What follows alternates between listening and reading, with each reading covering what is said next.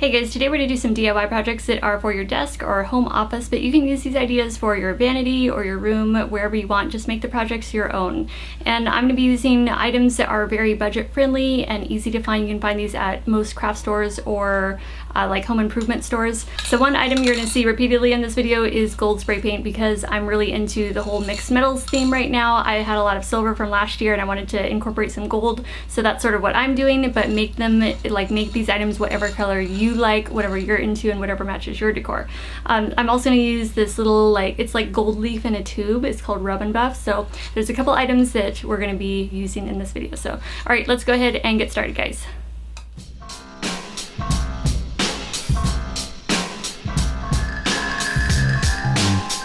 For this project, you're going to need a pair of safety glasses, and I found this piece of marble countertop. It's like a broken piece of marble countertop that I got at Habitat for Humanity's The Restore, and I was like, you know what, I can definitely do something with this. It was only $1, we can make this work. So marble's really easy to kind of cleave, so all I did was take my hammer and kind of knock off those large chunky edges, break it down to a smaller piece that I was able to use, and then you can just kind of chip away at the back, clean that up. It had some caulking and some shims and things under there, so I just scraped all that clean, and then I took my little ball peen hammer and kind of started knocking off the edges just to give it a more rugged look.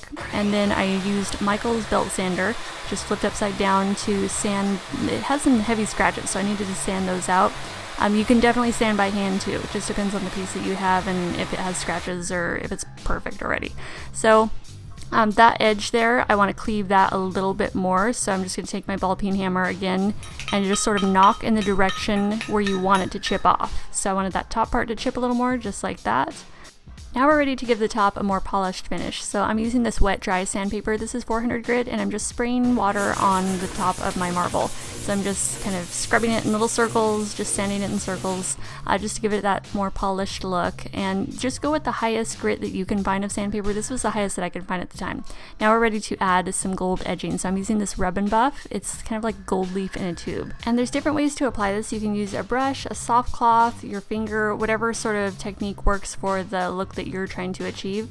And these also come in different colors. So this is just the gold leaf color that I chose, but there's tons of different colors to choose from. I'm layering on one thin coat, and then I'll go back over and kind of thicken it up and make it a little more fuller coverage.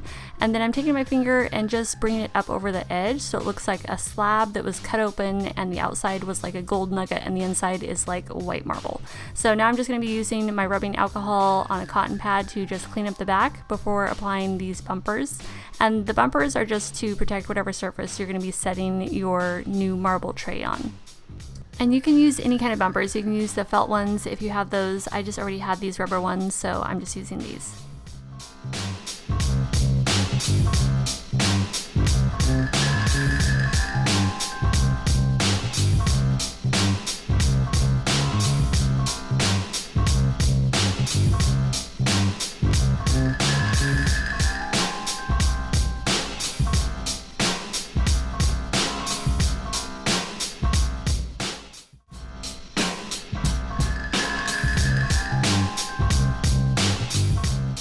For this project, you can choose any sort of cup or bowl that you want to use. I'm going to be using these two bowls, and I'm using this 220 grit sandpaper, and I'm just going to sand the outside just in a little circular motion just to take down that shine a bit and then wipe it clean. It's just going to help the paint and primer stick a little better, although I'm using this primer from Rust-Oleum, and it's like the best primer I have ever used. It is freaking amazing. I don't even really think it's that necessary to sand before using this stuff. It's that good. So I just did a couple of coats. I did one coat, let it dry, and then do another thin coat. So I'm working outside, by the way, so make sure you're in a well ventilated area. I'm also using this Rust-Oleum metallic gold paint, and I'm going to do one thin light coat of that, and then I'll let that dry for about 20 minutes or so. This dries really fast, so it's pretty easy to work with. And then I'll come back out and do a second coat. And that's all it takes to give a new look and new finish to any little thrift store bowl or item that you might have. Alright, now I'm just going to add a few of the little bumpers on the bottom. So again, you can use felt or whatever you have. I just already had these, so I'm just going to use these. And now it's totally up to you what you want to use these for. You could use them at your vanity and store some makeup in there, or you could have them as like jewelry holders or at your desk and have office supplies in there, or even near your door where you throw your keys and loose change when you come in.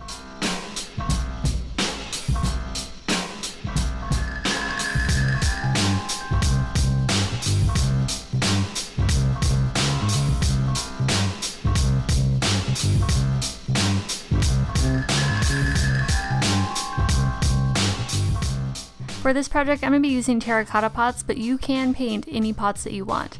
So I'm using Thompson's water seal. This is for terracotta and a multitude of other items too, but it works very well for terracotta and just kind of sealing in when you go to water. It makes that moisture kind of stay put and it won't bleed through and make your paint bubble. So I just do one light coat on the inside of my pots and give that time to dry, so I let it dry overnight, and then in the morning I started priming and painting. So I'm using my Rust-Oleum primer and just spraying on one coat of that, let it dry, spray a second coat. I'm also spraying around the rim and on the inside, just that upper inside where it's visible. And then I'm using Rust-Oleum gloss white paint. This is a paint and primer in one, but I don't recommend using this as a primer on the terracotta. It just doesn't work as well as using a regular designated primer. Then I'm just taking a piece of plastic bag that I cut up and I'm taping that around the outside of my pots. So I'm just kind of doing it in a, sort of a, I guess, asymmetrical design, but kind of just play around with the tape and do whatever sort of designs you want. Just have fun with the spray paint and the tape, and you can come up with all kinds of things. So I'm just doing 2 coats of the Rust-Oleum metallic gold paint, and I also painted the bottom, the saucers. And before the second coat of paint dries, make sure you remove the tape. Otherwise, when you go to remove it, if you let it dry, it'll kind of peel up the paint a little, so you don't want that. And then there were a couple pots that I wanted to just kind of change up a little because I didn't like how the edge turned out, so I wanted to just kind of freehand it. And so I painted closer up. You know how usually you're supposed to hold the can further away? Well, I wanted to get closer up and kind of create some sort of, not drips, but sort of just some swirls. And so then I just held the pots kind of sideways and let them dry that way as I sort of turned them. And it just gave it kind of an interesting swirly sort of effect.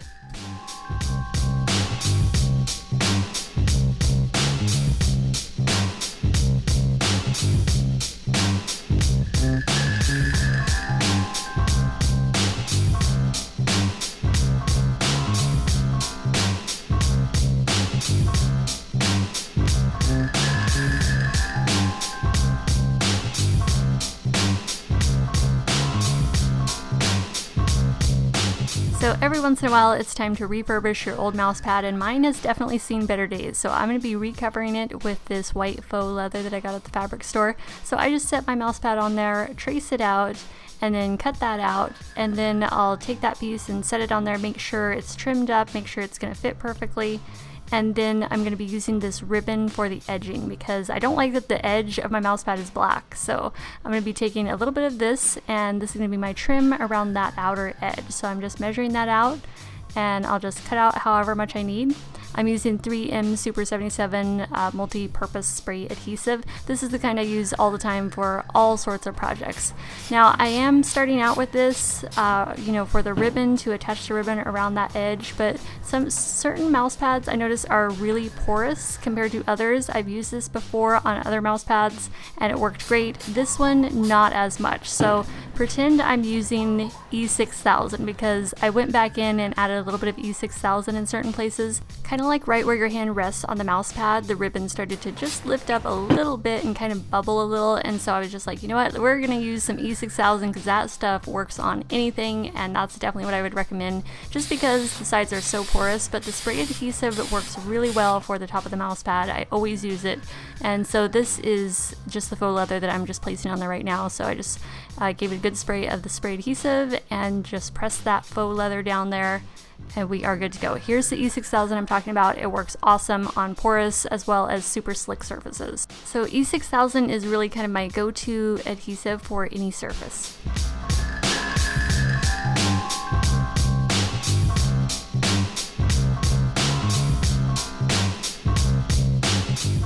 For this project, you can use any cord of your choice. I like the natural look, so I'm using jute. I'm also using these solid metal rings from the fabric store and some large wooden beads from Walmart that have large holes. And now I'm measuring out my jute. I'm going to measure out 3 pieces at 5 yards each and 3 pieces at 8 yards each. I'm making these long like this because I'm going to be tying a lot of knots. So I have 6 pieces of cord cut out, 3 pieces of 5 yards and 3 pieces of 8 yards. And then just fold them all in half. So right now you're looking at the center of all of them. Pull them through the ring and tie a regular mounting knot around your ring. And then I attach the ring to something stable just so it's easier to work with, so I just hook it to my weight and have the cords stretched out so there's plenty of room to work. And then I cut 1 extra yard of jute. This is going to be my wrapping cord, so I'm just creating a loop with a short tail and then a long tail. And I'm just going to set that or lay that against the top of my cord where the knot is, our mounting knot. And just keep wrapping with that long tail. Okay, so we're wrapping over the loop, our little short tail is poking out the top there, and now we have our bottom loop there. So I'm just going to pull that long tail through and then pull the short tail up top there and just pull that really good. It's going to pull the bottom loop inside, so it's going to give it a nice clean look. So you can make one of these wrapping cords whenever you want to cover up a large chunky knot that you want to smooth out and clean up the look of. We're going to be doing this a couple more times throughout this project. Separate the cords into 3 groups of 4. Each group should have 2 short cords and 2 long cords. Organize your cords so the 2 short ones are in the center and the 2 long ones are on the outside. If you plan to use beads, find your 2 short pieces and tape their ends together. This will make sliding the beads on easier. And you can repeat that step on your short cords in each of your groups. So our center cords are our drone cords and our outer cords are the worker cords. So hopefully you can see here how I'm tying this. This is just a half knot, and continuously tying and starting on the same side as we just did here is going to create a spiral like this. Now we're going to tie a square knot.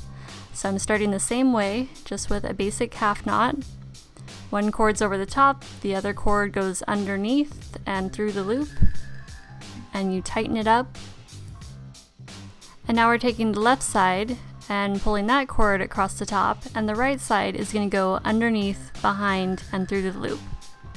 And then tighten that up, and that is a square knot. And so you can repeat that, and right now I'm just adding a bead, so see we taped those 2 short ends, our drone ends together. It makes it really easy to get the beads on. And then you can just continue tying your square knots or your half knots if you want to do a spiral, and just repeat that as much as you want or as little as you want. If you don't want to tie as many knots, you don't have to. You can make spaces like this. So you can do as many spaces as you want or as many knots as you want, and you can get creative with the beads too. So once we've finished one group, then you can move on and repeat that pattern on your other 2 groups. Once you're done, hang it up onto whatever hook you're going to be hanging it from, and it's just easier to work from there. Right now we're going to be creating where the pot is going to be sitting.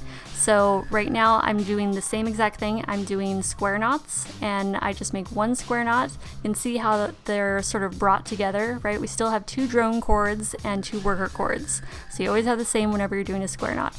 And then I'm just making my square knot all the way around, and that's what's connecting all 3 of our groups together now. And that's going to make the spot where the bowl or your pot is going to sit.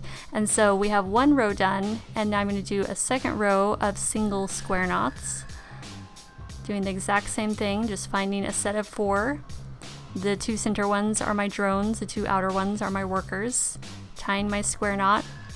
And then it'll look something like this. So you can kind of see how the pattern is coming together, and then we're bringing the last 4 cords together, which is going to close out that circle. And so I'm just tying a regular square knot again. And then once that square knot's done, that's all I'm going to do. This is going to hold my pot just fine, and so I'm just going to bring all the cords together so you can kind of see how that pattern came out. So I'm bringing all the cords together and just tying an overhand knot at the bottom.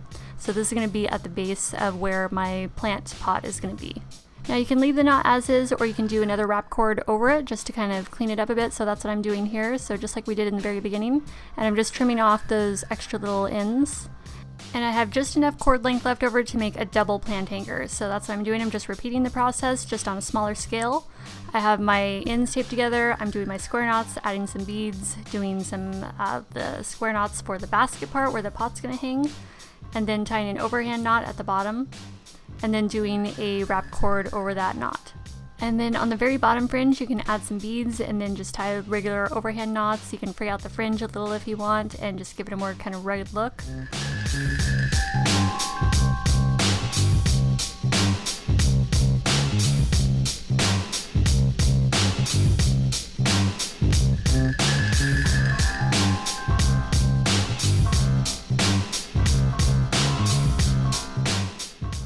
Alright guys, that's all for today's DIY desk / home office ideas. I hope you enjoyed the projects. Thank you so much for watching, and I will post each of these projects on my blog, modernbohemianlifestyle.com, so I will have the link to that in the down bar if you need more details on how to do any of these.